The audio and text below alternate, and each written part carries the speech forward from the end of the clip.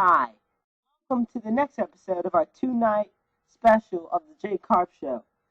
This episode will be about the hottest topic in sports right now, Jeremy Lin of the New York Knicks. Over the past 12 days, Jeremy Lin's success has transcended basketball and mesmerized fans around the world, and captivating this 23-year-old Harvard graduate who's proving he's not the flash in the pan as few detractors would like him to be. Once an unknown bench warmer, one whom Madison Square Garden security actually mistook for a trainer, Lin added another chapter to the storybook journey Wednesday night, putting on a passing clinic, dishing out 13 assists to go with 10 points in 26 minutes during the Knicks' 185 win over the visiting Sacramento Kings. And though it might not have been one of his best nights on paper, because he did have 6 turnovers and he scored at least 20 points in each of the past 6 games, it may have been his most impressive performance.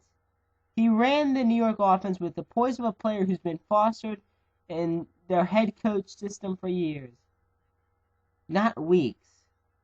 And he established a flow that was non-existent before he took over the starting point guard job on February 6th against the Jazz. He does it all, and that's exactly what the Knicks, who are all of a sudden at 500 and within a game of Boston for the number 7 spot in the Eastern Conference, most undoubtedly need. They need someone who's headstrong enough to keep everyone in line, humble enough not to ruffle feathers, and talented enough to hold up his end of the bargain. That's exactly what they have in Lin. Class, skill, and poise. But you know, of all the great things about Jeremy Lin, all the publicity, all the media, you know what has to end? These pathetic Lin puns. They are seriously raising my blood pressure. Okay, here's some of them. I don't even know if I can make it through them all. Okay, Linsanity, Linfection, Lenning, Teenage Mutant Ninja Turtle. Oh, you're not even gonna. This one is just hilariously stupid, like Jar Jar Binks. Sexual Lintercourse. Are you freaking kidding me?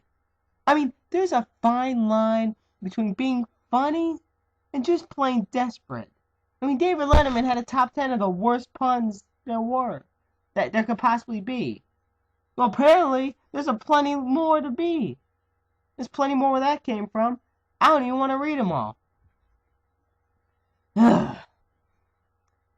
Now then, before Lin began playing this game, the Knicks were at the bottom of the barrel at 8-15. I'm not saying they were in last in the whole league. That's where Charlotte is. But now they are neck and neck with Boston with a 15-15 record. I see some good things in this Knicks team. Now I'm going to read some comments people were sending me about Jeremy Lin. Thank God I'm not having to read any about Lin puns. First one's from Adonis D. Quote, notice how Lin says there will be a better offensive team when Carmelo Anthony comes back.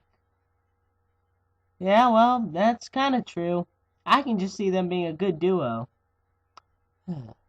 From Dr. C. Ho-hum, another 15 minutes of starting player in Jeremy Lin, or as I call him, the NBA equivalent of Bo Hart. Look him up. Come back to me 1 year from now and he would not even be in the league. Okay, well, first off, it can't be 15 minutes if he plays almost every game for more than 25. So that point fails. Number 2, nobody in the NBA can be Bo Hart. And number 3, trust me, he'll be in the league. And the final one we have here from Pat C. The Knicks have just picked up J.R. Smith. It's official. Good for him. Glad he knows that. Now then, I hope Jeremy Lin has a long, successful career. Apparently Dr. C hopes he doesn't. But I'm hoping he's just not one of those one-hit wonders. But you know, it's not just Jeremy Lin that's all on fire. It's the Knicks as a team. I think in the future, these Knicks will be one hell of a competitor in the playoffs. They're in the works having a great team. And with the addition of, like Pat said, J.R. Smith, and with returning Carmelo Anthony, I see the Knicks actually having a good shot at the playoffs this year. And this is one thing. Okay, he has skill. He's the first Harvard graduate in over 50 years to play in the NBA. This is what I like about Jeremy Lin. And you don't see this much in sports these days, so this is what I like. Jeremy Lin has class. And the Knicks lucked out getting this kid. I bet the Golden State Warriors are crying in their corners right now because they passed up a chance to get him.